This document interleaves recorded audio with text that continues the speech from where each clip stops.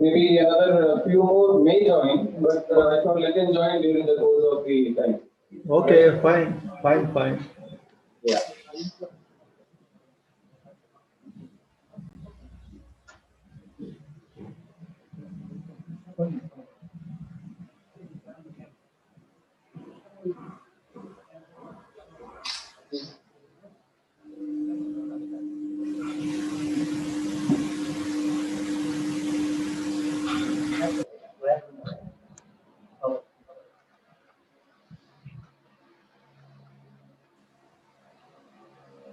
ಎಲ್ಲರಿಗೂ ನಮಸ್ಕಾರ. Wonderful evening to one and all. Welcome to Saukari Babapai, Lady Hill, BPCL outlet.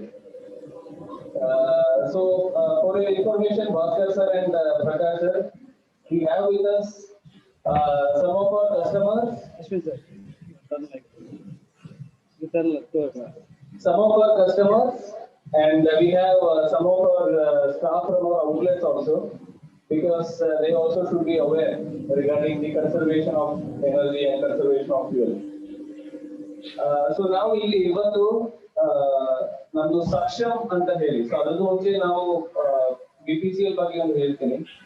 BPCL, IOC ಮತ್ತೆ SPC ಎಲ್ಲ MOPNG ಕೆಳಗೆ ಬರ್ತದೆ, ministry of petroleum and natural gas.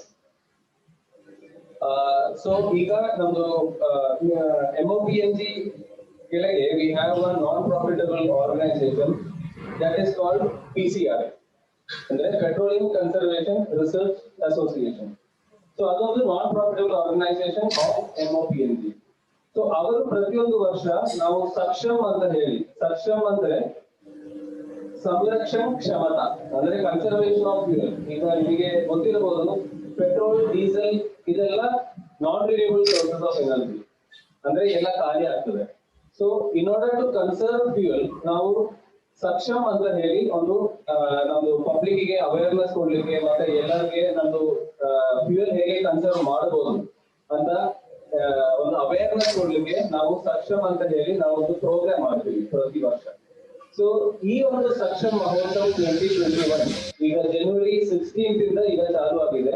This will continue up to February 15, ಅಂದ್ರೆ ಒಂದು ತಿಂಗಳಿದು awareness program. ನಾವು ಈ ತರ group talk ಮತ್ತೆ ಸೈಕ್ಲೋಥಾನ್ ಈ ತರ ನಾವು ಪ್ರೋಗ್ರಾಮ್ಸ್ ಕಂಡಕ್ಟ್ ಮಾಡ್ತಿದೀವಿ, ಅಂದ್ರೆ ಪಬ್ಲಿಕ್ ಗೆ ಅವೇರ್ನೆಸ್ ಇದೆ. ಸೊ ಈಗ to speak more on this subject, we have with us V.S. Bhaskar. So V.S. Bhaskar sir is retired from IOC Refineries and presently he is a faculty of PCRA, the Petroleum Conservation Research Association faculty there. And then we have Prakash sir. So Prakash sir is retired from Siemens. He is also now presently working as a faculty of PCRA. So let me welcome V.S. Prakash sir and V.S. Bhaskar, sorry, Prakash sir and V.S. Bhaskar sir to this group talk. And let me also welcome all our customers, dealers, and also the staff from this outlet. Let me welcome to this program. And let me now hand it over to the faculties from PCRA to speak more on conservation of energy. So ಈ ಸಕ್ಷಮ್ದು tag line clean and green energy. ಈ 2021 ಇದು ಸಕ್ಷಮ್ ಮಹೋತ್ಸವ ಇದು tag line ಅಂದ್ರೆ clean and green energy. ಅದ್ರ ಬಗ್ಗೆ ಅವರು ಈಗ ನಮ್ದು ಹೊಸ ಇನಿಷಿಯೇಟಿವ್ಸ್ ಯಾವ್ದಿದೆ ಅದ್ರ ಬಗ್ಗೆ ಎಲ್ಲ ಈಗ ಭಾಸ್ಕರ್ ಸರ್ ಮತ್ತೆ ಪ್ರಕಾಶ್ ಸರ್ ಮಾತಾಡ್ತಾರೆ. Sir, over to you. Okay, shall I start then? Yes sir, you're audible. Okay then. Good afternoon everybody. We are now assembled like Mr. Ashwin highlighted why we have assembled here is to observe a Mahotsav. Government calls it as Saksham Mahotsav. Saksham means it is a Sanrakshan Kshamata. There are two words. Sanrakshan means it is conservation. Kshamata means our ability to conserve. So these two have been combined, and they have coined this term Saksham. And like Mr. Ashwin said, we are observing it for a month, and we have already crossed about nearly 10 days, and 20 more days are there. Okay, today I will just switch over to sing Hindi now, because I can't speak in Kannada. आज मैं आपको संरक्षण मतलब conservation क्यों करना है वो मैं पहले बताऊंगा। उसके बाद मिस्टर प्रकाश राव बताएंगे, थोड़ा टिप्स आपको देंगे ये कैसे आप इसको संरक्षण से इस एनर्जी को बचा सकते हैं। ठीक है, उससे पहले मैं आपको ये पेट्रोलियम सेक्टर का कुछ इनिशिएटिव्स है हमारे यहाँ, उसके बारे में थोड़ा ब्रीफली आपको बता देता हूँ। उसके बाद मैं बताऊंगा कि क्यों हम संरक्षण करना है।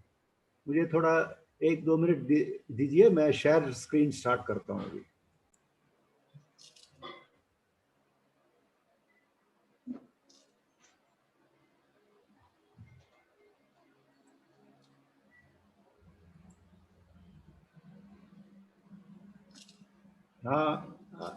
Can someone tell whether it is visible?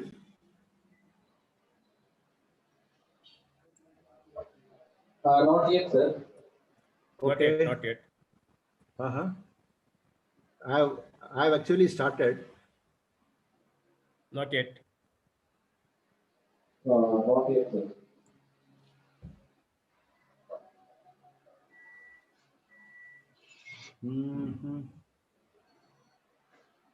I don't know why it is taking time.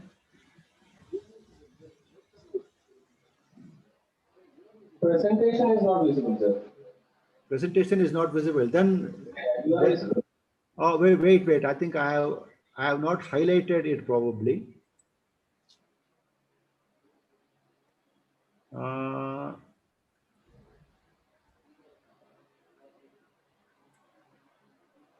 Okay. Now are you able to? It is starting. Yeah, Yes. Yeah. Go to the presentation mode, sir. Okay. I'll just go to the presentation. Yeah. So. No, go to presentation. Yeah. Oh, it's okay. Yeah. Perfect. Yeah. अभी मैं आपको petroleum ministry का थोड़ा जो initiatives है उसके बारे में मैं आपको थोड़ा बताऊंगा। पहले है कि हमारा स्वास्थ्य के बारे में मिनिस्ट्री और गवर्नमेंट को काफी ध्यान है, इसलिए उन्होंने एक auto fuel vision and policy 2025 के लिए बनाया है। उसमें पहला स्टेप यह है कि भारत स्टेज 6 को इंट्रोड्यूस करना है। एक्चुअली ये 2000 से चल रहा है ये स्पेसिफिकेशंस के बारे में, एक एक करके अभी हम भारत स्टेज 4 तक आए थे। उसके बाद 5 के बजाय हम 6 को जंप किया। दैट इज भारत स्टेज 4 जो है वो 2017 से शुरू हुआ था। देन अभी 2020 से भारत स्टेज 6 स्टार्ट किया हमने। ये एक्चुअली 2 साल पहले ही, दैट इज 2018 में दिल्ली में भारत स्टेज 6 मिलने लगा। उसके बाद दिल्ली के आसपास, जिसको एनसीआर क्या कहते हैं ना, ये जो गाजियाबाद, गुड़गांव, वो सब है, उनके लिए लास्ट ईयर आया था। एंड 2020 में थ्रू आउट इंडिया को ये लाया गया। इसमें बेसिकली ये है कि सल्फर कंटेंट इसको कम किया है, उसके वजह से सॉक्स और नॉक्स एंड पार्टिकुलेट एमिशन पे कंट्रोल कर सकते हैं। ये हमारे स्वास्थ्य के लिए बहुत इफेक्टिव है। नेक्स्ट पॉइंट ये है कि direct benefit transfer of kerosene, मतलब ये जो केरोसिन जो मिलता है लोग को एट ए सब्सिडाइज्ड रेट, उसको डायरेक्टली उनके पास पहुंचने के लिए क्या क्या कर सकते हैं वो सब गवर्नमेंट ने किया है। मतलब पहले तो कम प्राइस में ही डायरेक्टली उनको मिलता था, आजकल ऐसे नहीं मिलता, उनको फुल प्राइस पे करना पड़ता है पहले, और उसके बाद उनके बैंक के अकाउंट में वो जो जितना सब्सिडी है वो डायरेक्टली चले जाएगा। इससे क्या होता है, बीच वाले लोग को निकाला गया है। इसका मतलब ये है कि सही सब्सिडी सही लोग के पास पहुंचने के लिए। तो इसमें ऐसे है कि 14 स्टेट्स ऐसे हुआ है कि बीच वाले लोग बहुत बार ये जो सब्सिडाइज केरोसिन है आम आदमी तक पहुंचने नहीं देते, वो बीच में वो अपने आप के लिए इस्तेमाल कर लेते हैं। इसको रोकने के लिए ये सब किया गया है। और 14 स्टेट्स में ऐसे हुआ है कि स्टेट्स ने कह दिया कि हमको इतना सब्सिडी आप मत दीजिए क्योंकि ये पूरा आम आदमी तक नहीं पहुंच रहा है, तो कुछ पोर्शन ही पहुंच रहा है, उतना ही हमको दो। ऐसे ही 6 स्टेट है जहाँ पे उन्होंने कह दिया कि पूरा ही हमको आप मत दीजिए क्योंकि यहाँ का स्ट्रक्चर ऐसा है कि वो आम आदमी तक नहीं पहुंच रहा। ये सब स्ट्रक्चर ठीक करने के बाद फिर वो आम आदमी के पास भी ये सब्सिडाइज केरोसिन पहुंचेगा।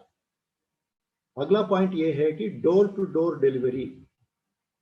मतलब पहले ऐसे था कि अगर आप पूरा टैंकर ऑर्डर किया तभी एक कस्टमर को मिलता था।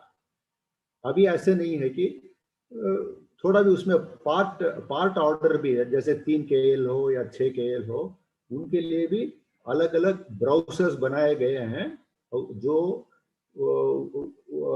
पूरा डिस्पेंसिंग इक्विपमेंट के साथ आके वो पार्ट ऑर्डर को भी फिल कर सकते हैं, उनके डोर में डिलीवर करने के लिए है। इसको पहले डीजल में स्टार्ट हुआ है, बाकी भी थोड़ा थोड़ा अभी स्टार्ट हो जाएगा। अगला पॉइंट है कि डिजिटल पेमेंट के लिए बहुत एनकरेजमेंट किया है, जैसे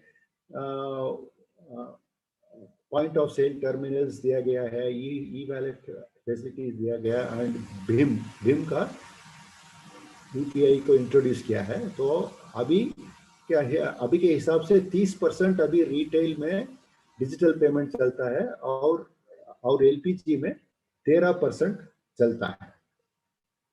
और अभी हम थोड़ा रिफाइनिंग कैपेसिटी के बारे में थोड़ा बात करेंगे।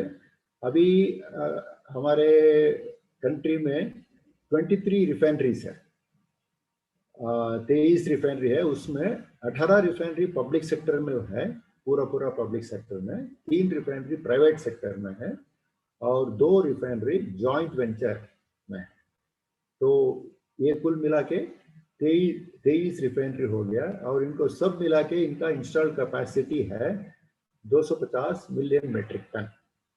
उसमें से 152 तो पब्लिक सेक्टर के अंदर आता है और 19 million metric ton joint venture में आता है और करीब 90 million metric ton private sector के अंदर बनाता है। और इससे क्या होता है, हमको जितना तेल चाहिए उतना हम खुद प्रोसेस कर सकते हैं और थोड़ा हम एक्सपोर्ट भी कर रहे हैं।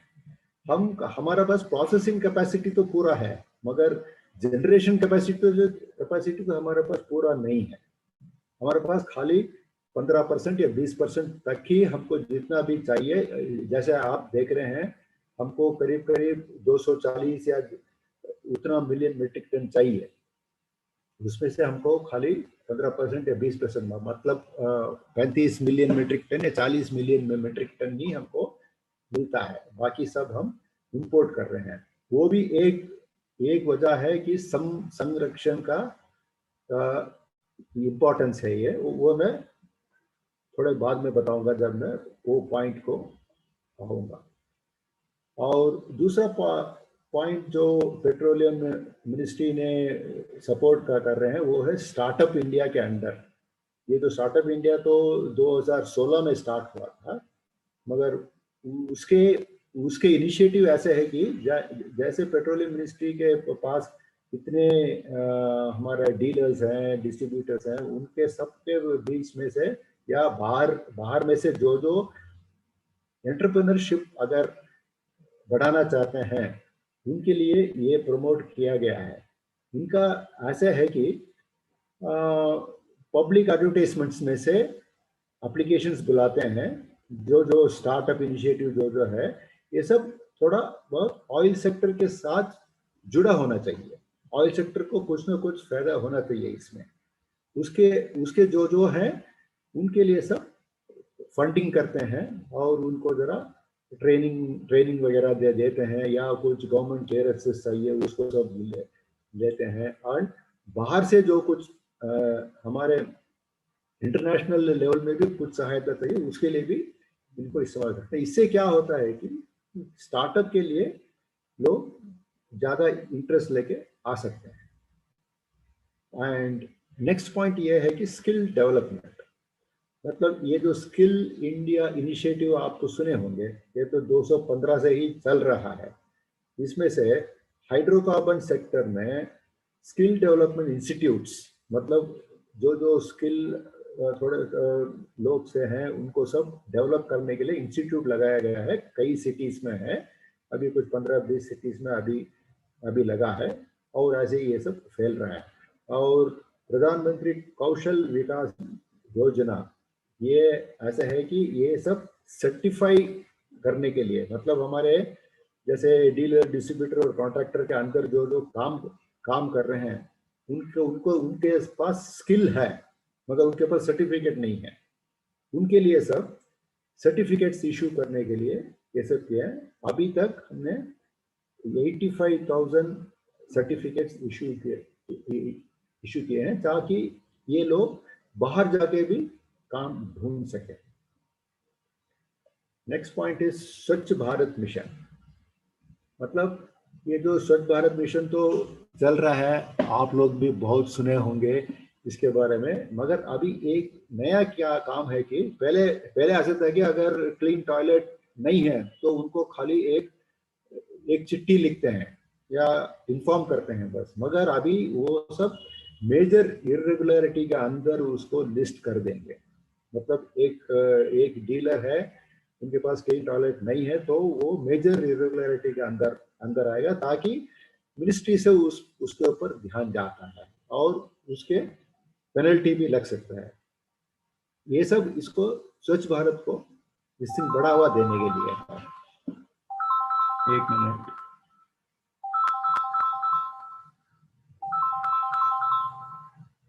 एक मिनट, हाँ ओके, ये है स्वच्छ भारत के अंदर नया इम्प्रूवमेंट चाहिए।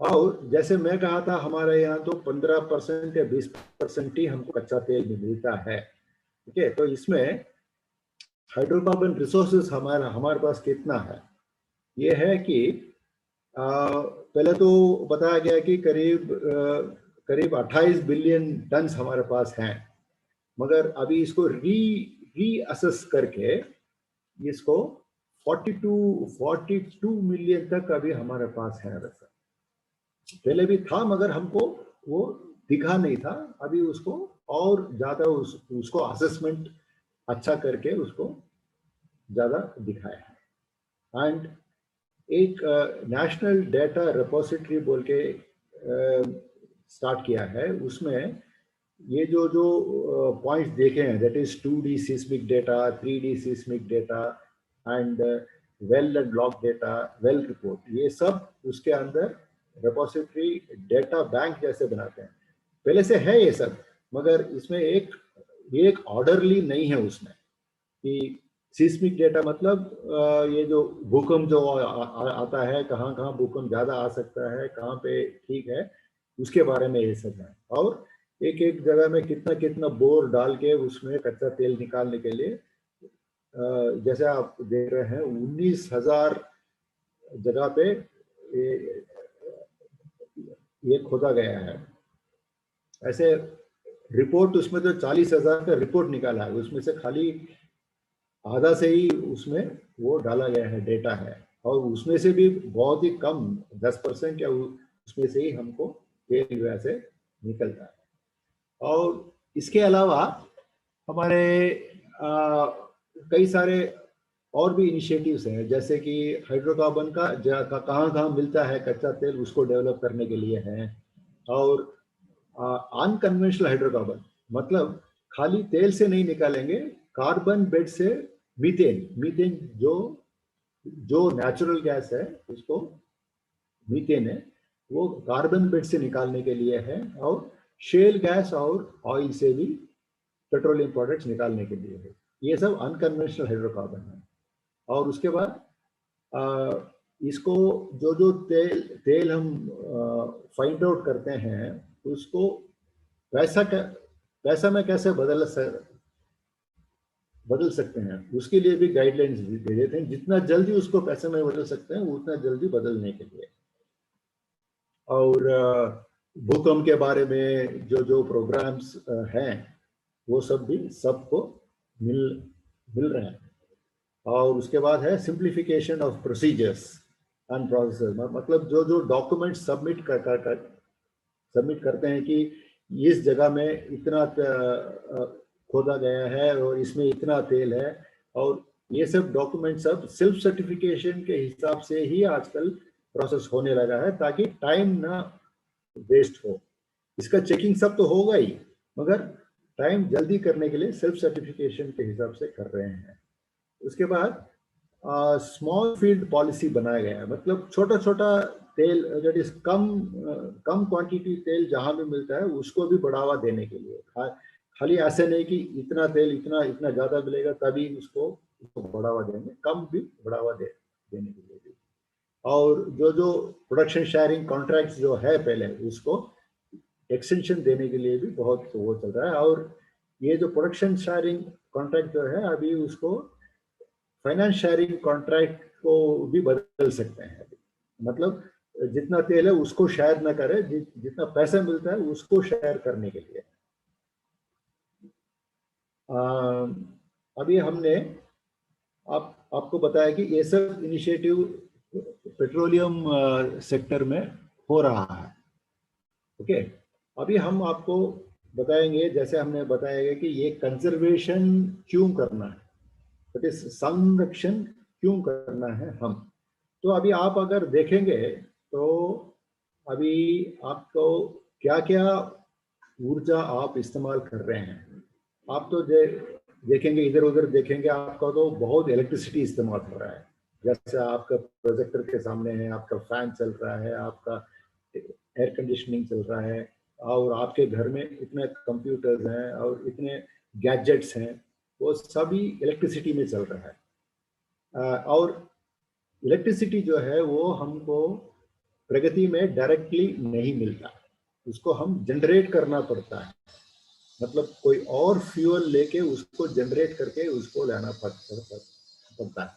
ये वैसे कौन कौन सा फ्यूल से, ये ऐसे 10 फ्यूल हैं जिसके बारे में अभी हम थोड़ा बहुत बात करेंगे। जैसा आपको स्क्रीन में दिख रहा है, हमारे पास सोलार है। आप अगर बाहर देखेंगे तो सोलार सूर्य का रोशनी इस्तेमाल करते हैं। फिर विंड, हवा का वो तो इस्तेमाल करते हैं। और जियोथर्मल मतलब भूमि का जो शीतोष्ण है, जो गर्मी है भूमि का, उसका इस्तेमाल करते हैं। फिर जैसे घर में गैस एलपीजी इस्तेमाल होता है, कई गाड़ियों में वो नेचुरल गैस इस्तेमाल होता है, और कई इंडस्ट्री नेचुरल गैस फ्यूल पे जलाते हैं, वो तो गैस है। और ऑयल तो आप तो जानते ही हैं, जैसे petrol, diesel, kerosene, aviation turbine fuel, lubes, greases, ये सभी ऑयल के अंदर आएगा। ये सब हम डायरेक्टली इस्तेमाल कर रहे हैं। और जो नीचे जो दिया गया है 5, मतलब हाइडल, कोल, न्यूक्लियर, टाइडल और बायो, ये सब हम इलेक्ट्रिसिटी जनरेट करने के लिए इस्तेमाल करते हैं, है ना। ये जो नीचे जो 5 दिया गया है, तो ये हमारा बेसिक एनर्जी सिनेरियो यही है। अभी हम देखेंगे कि हम किस ऑर्डर में ये 10 हम इस्तेमाल करते हैं। मतलब मैक्सिमम इस्तेमाल अभी होता है ऑयल का, ग्लोबल में देखेंगे। उसके बाद हमारा कोल इस्तेमाल होता है, उसके बाद गैस का इस्तेमाल होता है, उसके बाद हाइडल एनर्जी, फिर न्यूक्लियर, फिर विंड, फिर सोलार, बायो, टाइडल और जियोथर्मल, यही है ऑर्डर ऑफ कंजम्पशन। तो इस 10 सोर्सेस ऑफ एनर्जी को हम दो ग्रुप में बांटते हैं। एक ग्रुप हमारे लेफ्ट में है जो ऑयल, कोल, गैस और न्यूक्लियर है। राइट में जो है वो hydel, solar, wind, tidal, geothermal और बायो है। इससे हमको जो लेफ्ट में है उसको कहते हैं non renewable forms of energy, और राइट में जो है उसको कहते हैं रिन्यूएबल फॉर्म्स ऑफ एनर्जी। अभी जब मैं इसके पिछले स्लाइड में दिखाया था कि हमारा ऑर्डर ऑफ कंजम्पशन ये है, इसमें आप अगर देखेंगे तो ऑयल, कोल, गैस और न्यूक्लियर, चार जो ऊपर हैं वो नॉन रिन्यूएबल एनर्जी है, और उसके नीचे जो आता है वो सब रिन्यूएबल एनर्जी है। इससे ये जो नॉन रिन्यूएबल का मतलब ये है कि वो हम इस्तेमाल करते करते वो तो खत्म हो जाएगा, और रिन्यूएबल फॉर्म्स जो है वो हम इस्तेमाल करते करते वो खत्म नहीं होते, फिर वो दोबारा हमको मिलने लगेगा। आजकल हमने जैसे देखा है कि हम नॉन रिन्यूएबल पे डिपेंड करते हैं, तो ये थोड़ा चिंताजनक बात है। क्यों? क्योंकि एक दिन हमारे ये सब खत्म हो जाएगा। मतलब तेल आज के हिसाब से देखा गया था और 40 साल में तेल खत्म हो जाएगा। तो हमको इसको संरक्षण से इस्तेमाल करना चाहिए, कंजर्वेशन के साथ इस्तेमाल करना चाहिए, ताकि हम ये रिन्यूएबल डिपेंडेंट के रीजन से नॉन रिन्यूएबल डिपेंडेंट रीजन जो अभी हम हैं उससे निकल के रिन्यूएबल एनर्जी पे डिपेंड करने लगे, ताकि हमारे प्रॉब्लम जरा सॉल्व हो जाए। तो नॉन रिन्यूएबल पे डिपेंड करने से अभी क्या क्या प्रॉब्लम है, मतलब तीन तरफ का प्रॉब्लम है। पहला प्रॉब्लम है इकोनॉमिक्स, दूसरा प्रॉब्लम है सोशल, और तीसरा प्रॉब्लम है एनवायरमेंटल। पहला प्रॉब्लम इकोनॉमिक्स ये है कि जो पैसा के रिलेटेड है, जैसे है कि ये तो पहले तो पर्सनल लेवल पे है। मतलब अगर आप अपने गाड़ी में पेट्रोल कम खर्चा करते हैं, अपने घर में एलपीजी अगर कम इस्तेमाल करते हैं, तो आपको पैसा डायरेक्टली बचेगा। पर्सनल वो लेवल पे आपको पैसा बचेगा। नेक्स्ट आता है इंस्टीट्यूशनल लेवल, मतलब आप जहाँ भी काम कर रहे हैं, आपके ऑफिस में या आपके फैक्ट्री में या आपके ट्रांसपोर्ट कंपनी में, जहाँ भी हो, उधर भी संरक्षण को दिमाग में रखते हुए आप अगर काम किए तो वो आपको आपके इंस्टीट्यूशन को पैसे बचाएगा, जो आपको इनडायरेक्टली आपके पास आएगा इन द फॉर्म ऑफ इधर बोनस और प्रॉफिट शेयरिंग, जो भी है। और तीसरा लेवल है कि नेशनल लेवल, मतलब जैसे मैं बताया था, हम अभी 15-20% ही हमारे यहाँ मिलता है हमको कच्चा तेल, बाकी सब हम बाहर से इंपोर्ट करते हैं। इंपोर्ट करने के लिए हमको पेट्रोल डॉलर्स खर्चा करना पड़ता है। तो हम जितना भी बूंद बूंद जो हम बचाते हैं वो हमको पेट्रोल डॉलर्स बचाने के लिए काम आता है। ठीक है, तो ये 3 लेवल है इकोनॉमिक्स। पैसे बचाने के लिए आप कंजर्वेशन दिमाग में रख के इस्तेमाल करो। और ये आप कहाँ पे इस्तेमाल कर सकते हैं संरक्षण, मतलब कहाँ पे कंजर्वेशन अप्लाई कर सकते हैं कि इंडस्ट्री सेक्टर में करते हैं, ट्रांसपोर्ट सेक्टर में करते हैं, डोमेस्टिक में करते हैं, कमर्शियल में करते हैं, और एग्रीकल्चर में कर सकते हैं। इंडस्ट्री में तो जाके इंडस्ट्रियल इक्विपमेंट्स के ऑपरेशन के बारे में इम्प्रूवमेंट्स वगैरह बताते हैं। ट्रांसपोर्ट में ट्रांसपोर्ट कंपनीज में जाके driving habits and maintenance habits में इम्प्रूवमेंट करके तेल बचाने के लिए है। एग्रीकल्चर सेक्टर में ऐसे है कि पंप में और ट्रैक्टर में किसानों को कैसे कम से कम इस्तेमाल कर सकते हैं, इसे ऐसे बताते हैं। और डोमेस्टिक सेक्टर में ऐसे है कि घर में एलपीजी कैसे इस्तेमाल किया तो ये एलपीजी ज़्यादा दिन तक चला सकते हैं, वो डोमेस्टिक सेक्टर में है। एंड कमर्शियल सेक्टर में आजकल तो कमर्शियल तो बहुत ही हैं, जैसे मॉल है, जैसे थिएटर्स हैं, जैसे रिसोर्ट्स हैं, उन सब में से भी कैसे कैसे तेल को बचा सकते हैं। ये है कैसे हम इकोनॉमिक्स के हिसाब से हैं। Next comes social social sector, मतलब जैसे मैं बताया, और 40 साल ही हमको ये तेल मिलेगा। और आप अगर सोचेंगे तो तेल पे हम इतना डिपेंडेंट हो गए हैं कि सुबह से निकल के रात को बेड में जाने तक हम तेल, इस कच्चा तेल को कोई ना कोई तरफ से इस्तेमाल करते ही रहते हैं। जैसे सुबह सुबह उठते उठते आप अगर अपने दांत को ब्रश करते हैं तो उसमें प्लास्टिक है, टूथब्रश में प्लास्टिक है, टूथपेस्ट में पेट्रोलियम जेली है। उसके बाद फिर आप चाय पीते हैं, चाय पीने के लिए आपको एलपीजी इस्तेमाल करना पड़ता है। जो दूध आपको मिलता है उसको बनाने के लिए डायरी में फर्नेस ऑयल इस्तेमाल होता है। उसके बाद आप नाश्ते करने के लिए खाने में खाद खाद चलता है। और खाद बनाने के लिए पेट्रोलियम से हाइड्रोजन मिलता है। उसके बाद उसके बेसिस पे खाद खाद मैन्युफैक्चर होता है। उसके बाद आप अपने ड्रेस वगैरह पहनते हैं, ड्रेस में भी कॉटन को छोड़ के बाकी सब पेट्रोलियम बेस्ड है। जैसे अपने वो नायलॉन हो या पॉलिएस्टर हो, जो भी हो।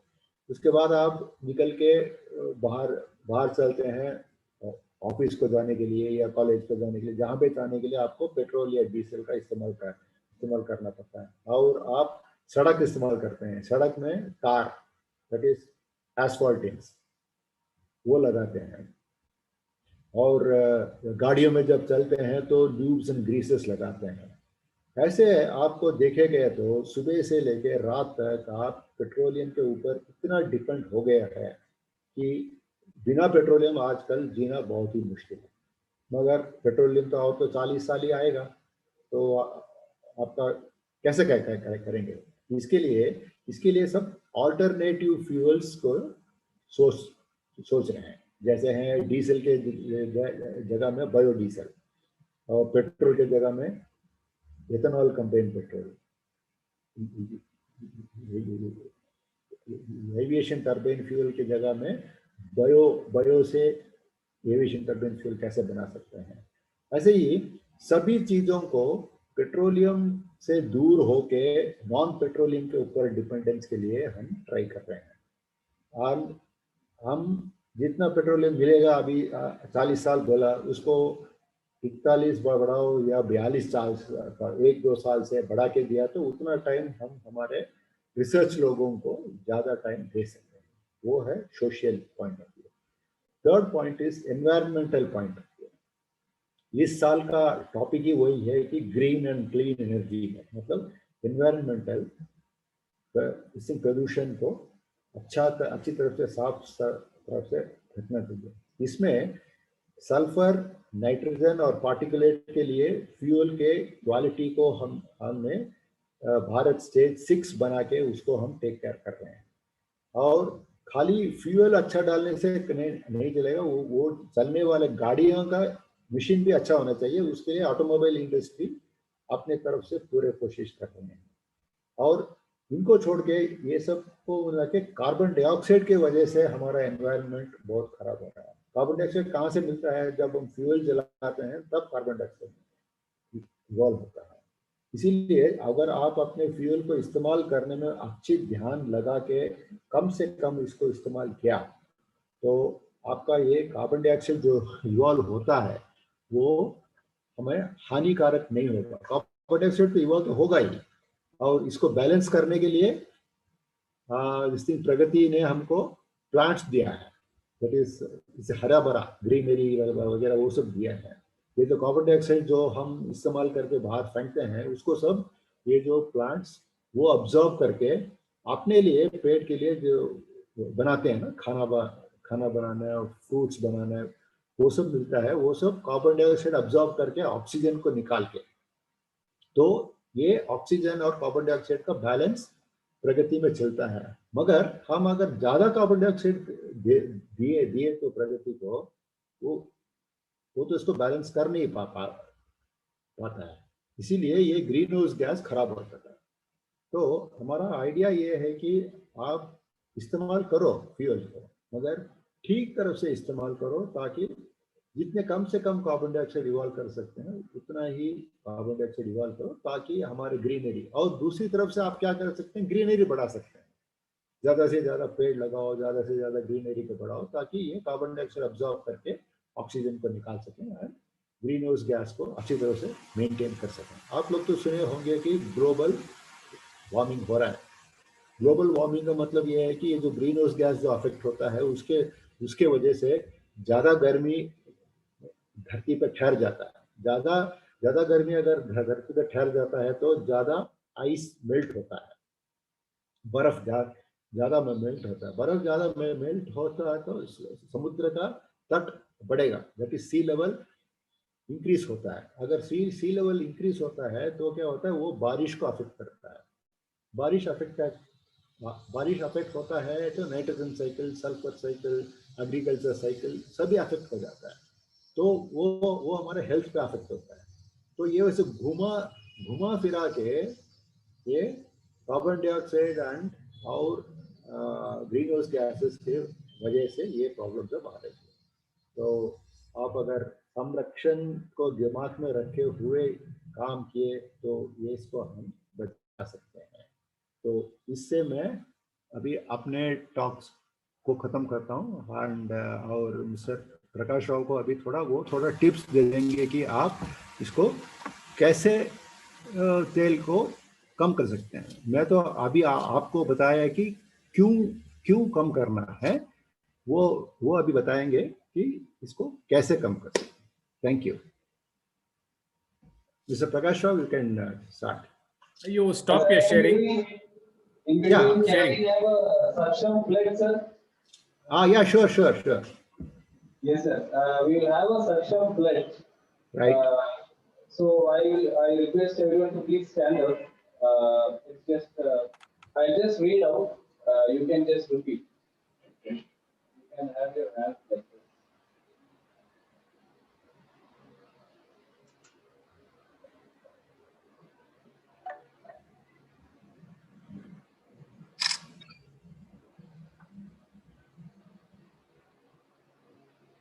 We do hereby solemnly pledge that we shall be continuously striving to conserve petroleum products in all spheres of our activities so that supplies of these scarce resources last longer for the progress of our country.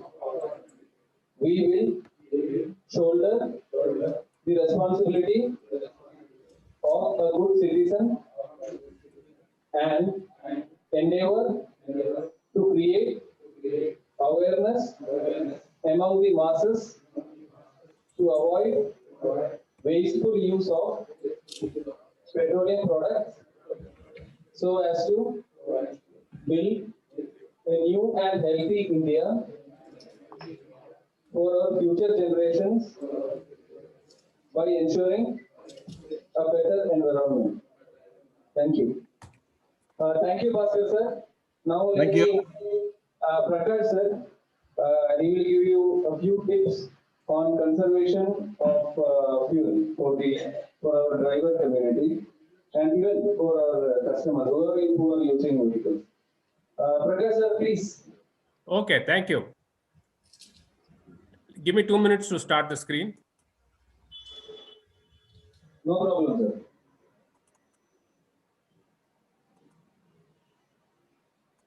Yeah, we are able to see the screen. Fuel Okay. saving driving. Fine. Yeah. Okay, right, good. नमस्ते, मैं प्रकाश राव आपसे बात कर रहा हूँ। मेरे में भी यही तकलीफ है कि मेरे को कन्नड़ा समझ आता है, बात करने नहीं आता है, इसलिए मैं हिंदी में बात करूंगा। जहां जहां मेरे को हिंदी के शब्द नहीं आएंगे मैं वहां अंग्रेजी में बोलूंगा। तो अभी भास्कर जी ने आपको समझाया कि कैसा संरक्षण हमारे हाथ में है, कैसे हम पेट्रोल को यानी क्रूड ऑयल यानी कच्चा तेल को बचा सकते हैं। मैं आपको तरीके बताऊंगा, थोड़े टिप्स दूंगा। इससे ना ही आपको तो बिल्कुल ज्यादा फायदा होगा ही, उससे उसके अलावा जिसके लिए आप काम करते हैं वो कंपनी को भी फायदा होगा और अपना हमारे भारत देश को भी फायदा होगा। तो मैं थोड़े टिप्स देता हूं कैसे ड्राइविंग करने में आप फ्यूल का यानी पेट्रोल का या डीजल का बचत कर सकते हैं। तो फ्यूल सेविंग ड्राइविंग, मेरे पास 12 पॉइंट है। ये 12 पॉइंट मैं आपको बताऊंगा। हर पॉइंट में आपको कुछ ना कुछ फायदा मिलेगा। आपको पेट्रोल और डीजल की बचत होगी जब आप गाड़ी चलाएंगे। पहला पॉइंट ये है कि गाड़ी कभी दो व्हीलर या टू व्हीलर हो या स्कूटर मोटर बाइक या थ्री व्हीलर ऑटो या फोर व्हीलर कार या मल्टी व्हीलर जैसे लॉरीज बसेस हो, अगर आप 45 to 55 किलोमीटर प्रति घंटे के स्पीड में आप चलाएंगे तो आपको मैक्सिमम बेनिफिट आएगा। अब बहुत तेज चलाएंगे तो जो विंड, जो हवा आपके सामने गाड़ी के सामने आएगा, ये गाड़ी उसको कट करके आगे जाना पड़ेगा। जब गाड़ी आगे जाती है वो विंड रेजिस्टेंस यानी हवा उसको रोकने की कोशिश करती है, तो हवा को काट कर गाड़ी आगे जाएगी। इसके लिए गाड़ी के इंजन में ज्यादा ताकत चाहिए। वो ताकत कहां से आएगी? पेट्रोल या क्रूड ऑयल, पेट्रोल या डीजल से आएगी। अगर आप 60 किलोमीटर 60 किलोमीटर प्रति घंटे में चलाएंगे गाड़ी तो आपका फ्यूल वेस्ट होगा। इसलिए इंडिया में जो कार, भारत में जो कार वगैरह टेस्ट किया गया है, अगर आप 45 से 50 किलोमीटर के स्पीड में चलाएंगे तो आपको 40% आपको ज्यादा माइलेज मिलेगा। अब 80 किलोमीटर पे चलाएंगे आपको उतना नुकसान होगा। तो पीसीआरए का ये सजेशन है कि आपका गाड़ी 45-55 किलोमीटर के रफ्तार में चलाएंगे तो आपको 40% आपकी माइलेज बढ़ जाएगी। ये था पहला पॉइंट। दूसरा पॉइंट क्या है? जैसे हम अपना स्वास्थ्य का ख्याल रखते हैं, हम एक्सरसाइज करते हैं, अच्छा खाना खाते हैं, डॉक्टर के पास सलाह के लिए जाते हैं, ऐसे ही हमको हमारी गाड़ी का उसका स्वास्थ्य, उसका हेल्थ के बारे में सोचना चाहिए। अगर आप उसके गाड़ी के बारे में उसका मरम्मत कराएंगे, उसका ट्यूनिंग कराएंगे गाड़ी, तो आपको 6% आपको ज्यादा फ्यूल बेनिफिट होगा। जो काला धुआं निकलता है इंजन में से, उससे गाड़ी आगे खींचने में ज्यादा फ्यूल इस्तेमाल होता है। जितना ज्यादा काला धुआं पोल्यूशन करता है उतना ज्यादा पेट्रोल पीता है, क्योंकि वही पेट्रोल जल के आपको बाहर धुआं से आता है और उसका गाड़ी खींचने का जो ताकत है वो कम हो जाता है। तो ये धुआं कम करना चाहिए, उसको फिल्टर क्लीन करना चाहिए, एग्जॉस्ट पाइप क्लीन करना चाहिए, यानी कि उसको मेंटेन करना चाहिए। जब आप गाड़ी मेंटेन करेंगे, आपका इंजन सही सलामत रहेगा, आपकी गाड़ी अच्छे चलेगी, आपको 6% बेनिफिट आएगा। अब जितना डिले करेंगे, जितना आप आज नहीं कल, कल नहीं परसों आप कोशिश करेंगे कि उसको पोस्टपोन करें, जितना देर करेंगे उतना आपका महंगा पड़ेगा आपको। क्योंकि एक तो पेट्रोल डीजल का तो आपको मालूम है प्राइस कैसा बढ़ते जा रहा है, उसको उतना आपका खर्चा बढ़ता जाएगा। इसलिए क्या हमारा सुझाव क्या है पीसीआरए का, कि आप गाड़ी को महीने में एक बार पूरा उसका इंजन को चेक करा लीजिए, धुलाई करा लीजिए, और साल में एक बार पूरा ओवरऑल कराएंगे तो आपको गाड़ी परफेक्ट रहेगी, आपको बेनिफिट आएगा। तीसरा पॉइंट ये है कि करेक्ट गियर में गाड़ी चलाना है। आप बराबर गियर चेंज करेंगे तो आपको ज्यादा फायदा होगा। जैसे अगर आप इनकरेक्ट यानी गलती से गलत गियर का इस्तेमाल करेंगे, आपका पेट्रोल कंजम्पशन बढ़ जाएगा और 20% आपका गैस पेट्रोल या डीजल वेस्ट हो जाएगा, बर्बाद हो जाएगा। इसलिए गियर इस्तेमाल करने के लिए बराबर देख के इस्तेमाल कीजिएगा। 2 के बाद 3, 3 के बाद 4, ऐसा। अब 2 से 4 चले गए तो गियर बदलने में गड़बड़ हो गया तो आपका पेट्रोल कंजम्पशन भी बढ़ जाएगा। चौथा पॉइंट ये है कि ब्रेकिंग हैबिट, यानी कि कब ब्रेक लगाना चाहिए। ये नहीं आप तेज चलाया, आपको मालूम है अब जब सिग्नल के पास पहुंचने के वक्त तक वो हरा से लाल हो जाएगा, ग्रीन से रेड हो जाएगा, आप उतना तेज चला के उधर जाके ब्रेक लगाएंगे सिग्नल के पास, जो आपने पेट्रोल जलाया था वो तो बर्बाद हो गया। जितना आप ज्यादा ब्रेक लगाएंगे, उतना सडनली ब्रेक जितना लगाएंगे उतना एनर्जी यानी उतनी ताकत तो गाड़ी की कम हो जाएगी और जो पेट्रोल है जल के बाहर धुआं आ जाएगा। तो फ्यूल वेस्ट करने से देख समझ के चलाना चाहिए कि रुक के चला के चलाएंगे तो आपका फ्यूल वेस्ट होगा। इसलिए आप ध्यान से देखिए कितना दूर है, कब तक आप वो सिग्नल के पास पहुंचेंगे, कितना वक्त लगेगा, वो हिसाब से आपका स्पीड कंट्रोल कीजिए। ब्रेक लगा के स्पीड करके ब्रेक चला के लिए करेंगे तो आपका फ्यूल वेस्टेज होगा। गाड़ी चलाते वक्त अगर आपका पाँव क्लच के ऊपर रहा तो क्लच से जो उसका जो लाइनिंग है वो खराब हो जाएगा। अगर आप हर बार पाँव क्लच पे रखेंगे तो उसका लाइनिंग खराब होगा। क्लच पे पाँव कब रखना है? जब आप गियर बदलेंगे, और बाकी के वक्त क्लच से पाँव हटा लीजिएगा। जितना ज्यादा आप क्लच पे पाँव रखेंगे उतना आपका क्लच लाइनिंग खराब होगा और आपका गाड़ी का एनर्जी ज्यादा कंज्यूम होगा, उससे फ्यूल भी ज्यादा वेस्ट होगा। ये था 5वां पॉइंट। 6वां पॉइंट, फिल्टर क्लीन रेगुलरली, यानी हर जितना हो सके समझिए 1 महीने में या 15 दिन में एक बार वो फिल्टर क्लीन कीजिए, साफ कीजिए, क्योंकि उसमें कचरा या धूल आके बैठ जाता है। जितना धूल रहेगा उतना आपका इंजन का कंपोनेंट्स, उसके पार्ट्स, उसके पुर्जे ज्यादा फ्यूल यानी ज्यादा पेट्रोल पिएगा, ज्यादा डीजल पिएगा। इसलिए उसको अगर आप डस्ट को, धूल को, कचरे को अगर आप साफ कर देंगे आपके फिल्टर में से, आपको माइलेज ज्यादा देगी गाड़ी।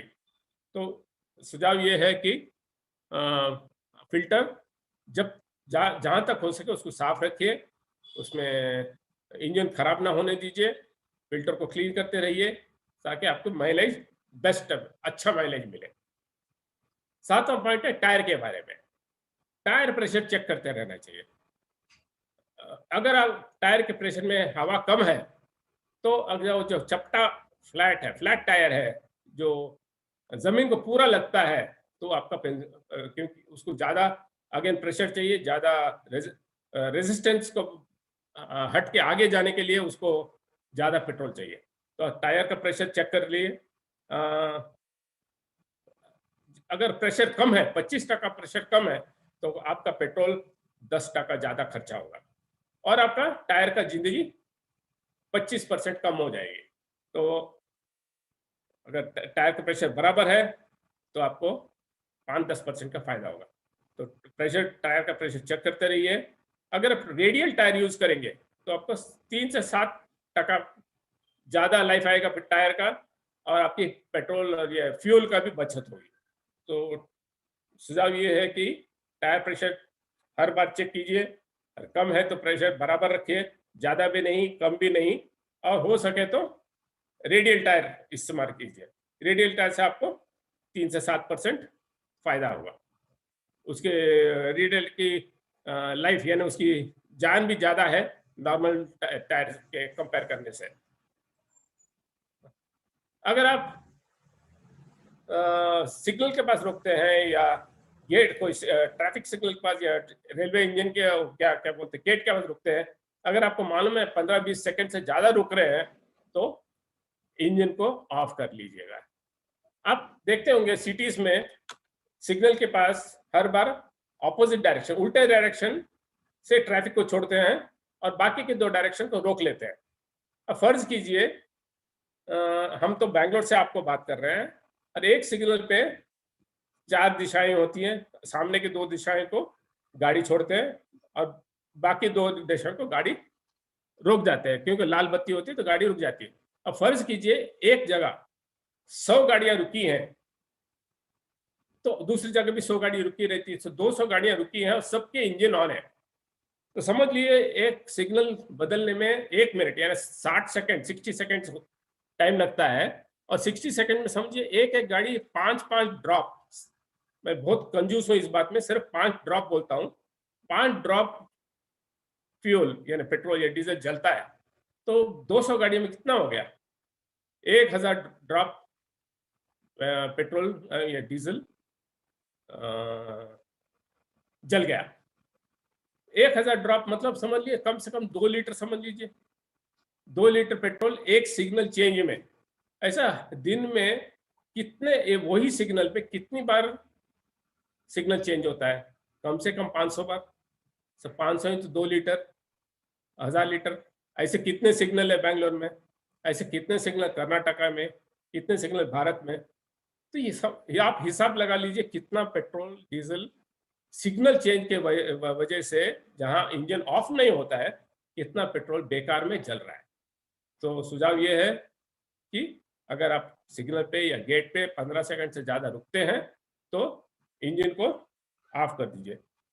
सो 9 पॉइंट क्या है, गाड़ी जब खरीदते हैं, ये लॉरी हो या बस हो या कार हो या स्कूटर है, तो हर मैन्युफैक्चरर बोलता है कि कौन सा ग्रेड का ऑयल इस्तेमाल करना है।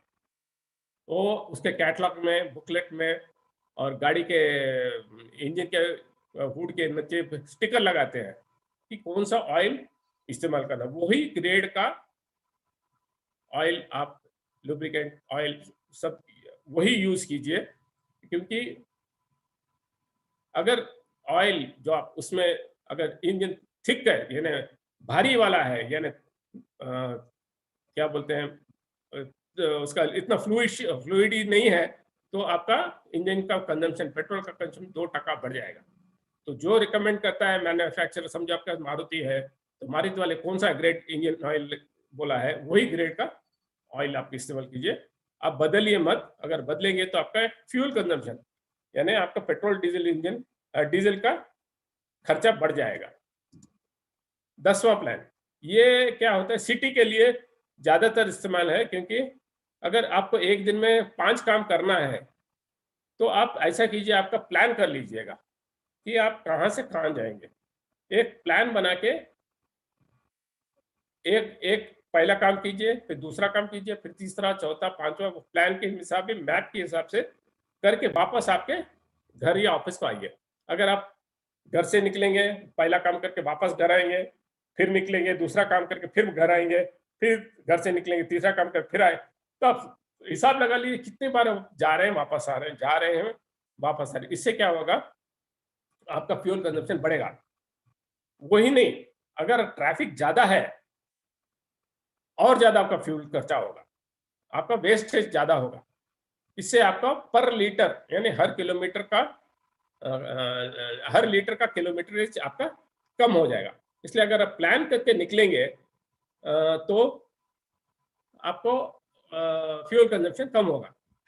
अब जैसे अब ट्रैफिक जहां ज्यादा है, उसके बदले में आप जरा लंबा होगा तो भी, आपका अगर किलोमीटर भी ज्यादा है, डिस्टेंस थोड़ा लंबा होगा पर ट्रैफिक कम है, तो आप जल्दी पहुंचेंगे, आपका फ्यूल भी कम खर्चा होगा, क्योंकि आप रुक रुक के नहीं चल रहे हैं, आप सीधे जा रहे हैं, ट्रैफिक से बच के जा रहे हैं। थोड़ा लंबा हो रहा है डिस्टेंस, फिर भी आपको फ्यूल बचेगा। तो अगर ट्रैफिक, आपको मालूम है कि ट्रैफिक जैम हो रहा है, तो रास्ता बदलिए, दूसरे रास्ते से निकलिए। आपके 5 के बदले में 6 किलोमीटर होगा, पर आपका पेट्रोल जरूर बचेगा। तो आपका रूट प्लान कर लीजिए और उसके हिसाब से आप गाड़ी चलाइए। 11वां, ये बेसिकली कार के लिए है या टू व्हीलर्स के लिए है।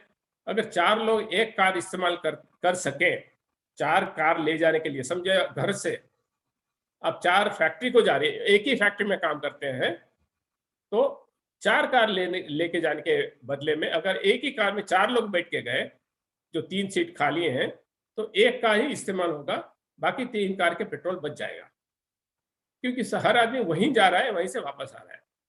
तो दूसरा बंदा उसका अपने गाड़ी लेके आ सकता है। तो हर रोटेशन में एक दिन पहला, दूसरा दिन दूसरा आदमी, तीसरा दिन तीसरा आदमी लेके अपना अपना कार लेके आएगा, तो बाकी 3 कार घर में रहेंगे। उससे आपकी पेट्रोल की बचत होगी, रोड पे ट्रैफिक कम होगा, आपको फायदा होगा, देश का भी फायदा होगा। ये हमारा 11वां पॉइंट था। अभी 12वां पॉइंट, आप जब निकलते हैं, ये सोचिए, 2 प्रश्न पूछिए घर से निकलने से पहले, गाड़ी स्टार्ट करने से पहले, यहाँ जाना जरूरी है क्या? Is this trip really essential? मतलब जाना जरूरी है क्या? इसके यहाँ जाने के लिए मेरा पेट्रोल खर्चना जरूरी है क्या? यहाँ जाने के साथ में और दूसरा कुछ भी काम कर सकता हूँ क्या? 2 बार जाने का मतलब एक शॉट में दोनों काम कर सकता हूँ क्या? ये 2 प्रश्न आप सोच लीजिए और उसके हिसाब से आपका प्लान कीजिए, आपका जाने का प्लान कर लीजिए। अगर जरूरी है जाइए, अगर दोनों को मिला के एक ट्रिप कर सकते हैं बहुत अच्छा है, इससे आपका ही पेट्रोल बच सकता है। तो अभी इतना तो हमने बता दिया 12 पॉइंट। अभी 20% फ्यूल कैसा बचेगा, किसके हाथ में है? 70% तो ड्राइवर के हाथ में, जो गाड़ी चलाता है उसके हाथ में 70% है, क्योंकि मैंने बताया ना कि क्लच के परफॉर्मेंस नहीं रखना, स्पीड कंट्रोल करना, इंजन ऑफ करना, ये सब ड्राइवर के हाथ में है। मैकेनिक के हाथ में क्या है? 30% है। अगर फ्यूल बचाना है, मैकेनिक कैसा करेगा?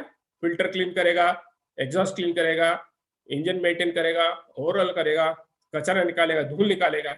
इससे आपको दोनों की तरफ से, ड्राइवर की तरफ से 70%, मैकेनिक की तरफ से 30%, इससे टोटल आपका फ्यूल सेविंग जो है 20% होगा। ड्राइवर की चलाने का तरीका अगर बहुत अच्छा है तो इससे आपको अच्छा फायदा होगा, आपकी पेट्रोल बचत होगी। तो ये मैं कहना चाहता था। शुक्रिया, थैंक यू।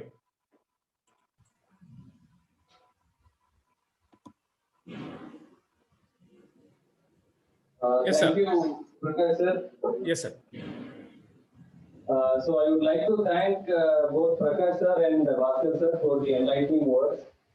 ಸೊ ಇದರಿಂದ ಈಗ ಸರ್ ಲಾಸ್ಟ್ ಒಂದು ಹೇಳಿದ್ರು 70% ಡ್ರೈವರ್ಸ್ ಕೈಯಲ್ಲಿದೆ, ಮತ್ತೆ 30% ಮೆಕ್ಯಾನಿಕ್ಸ್ ಕೈಯಲ್ಲಿ ಇದೆ ಅಂತ. ಅಂದ್ರೆ ಮೆಕ್ಯಾನಿಕ್ಸ್ ಕೂಡ ಮಾಡಬೇಕಾದ್ರೆ ನಾವು ಫಸ್ಟ್ ಅವ್ರಿಗೆ ಕೊಡಬೇಕು ಗಾಡಿ ಅಲ್ವಾ. ಸೊ ಆಲ್ಮೋಸ್ಟ್ 100% ನಮ್ದು ಕೈಯಲ್ಲೇ ಇದೆ. So from the ministry and from the government we are taking up lot of initiatives to conserve the fuel, petrol, diesel. Now you may be aware CNG is going to come up, ಮತ್ತೆ electric cars ಬರ್ತಾ ಇದೆ. So from the ministry there are lot of initiatives taken up. ಆದ್ರೆ ನಾವು ನಮ್ದು ಕೈಯಿಂದ ಎಂತ possible ಇದೆ, ಈಗ ನಮ್ದು ಈಗ ಪ್ರಕಾಶ್ ಸರ್ ಹೇಳಿದ್ರು ಡ್ರೈವರ್ ಟಿಪ್ಸ್, ಅದು ಪೂರ್ತಿ ನಾವು 100% ನಾವು ಅದು ಕಂಪ್ಲೇಂಟ್ಸ್ ಮಾಡಬೇಕು. ಅಟ್ ಲೀಸ್ಟ್ ನಮ್ದು ಫ್ಯೂಚರ್ ಜನರೇಷನ್ ಗೆ ಕೂಡ ಪೆಟ್ರೋಲ್ ಡೀಸೆಲ್ ಎಲ್ಲ ಯೂಸ್ ಮಾಡ್ಲಿಕ್ಕೆ ಆಗ್ತದೆ. So once again thank you sir for the wonderful time and the opportunity given to us for listening to you. Thank you sir, thank you. Thank you, Mr. Ashwin, and thank you all the participants who sat through our talks. Okay, and hope you will be benefited and help us in extending the life of this oil. Thank you very much.